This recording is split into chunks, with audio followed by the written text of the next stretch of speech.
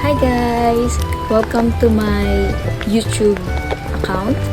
At ngayong araw is mag-unbox po tayo ng newest album ng 17 na Happy Birthday, but yung karat version lang po.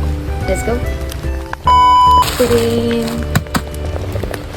Sa mga bago lang po sa YouTube account ko, mahilig po akong mag-unbox ng 17 album. At yung latest ko pong in-unbox na album nila is yung Spill the Feels.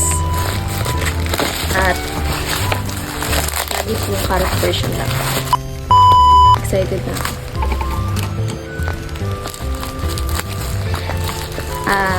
Kahit hindi nyo po na itatanong, ang bias ko po is lahat naman.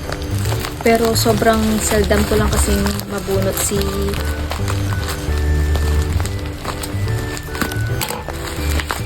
Mingyu at si Jonghan.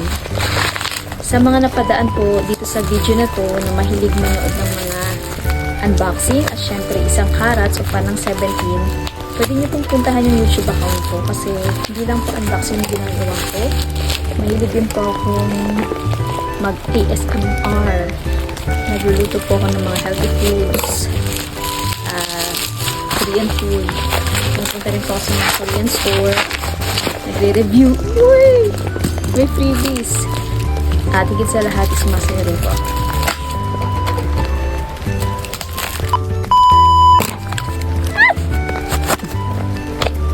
Ang ganda ng box.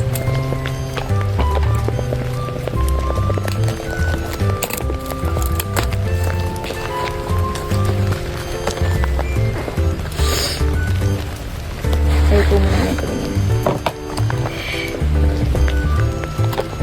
Si Dino! Postcard. Lyric book.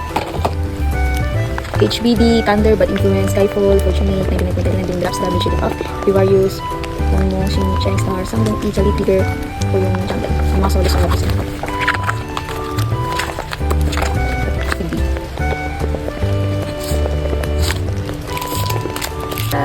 Binder, tapos yung NRPs.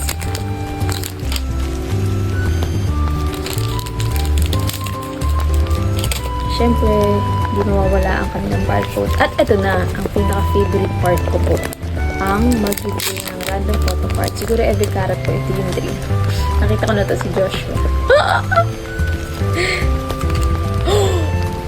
Sumpad. Please, Mingyu naman. Jonghan, pag Mingyu Jonghan to, makakatin ako ngayong concert nila.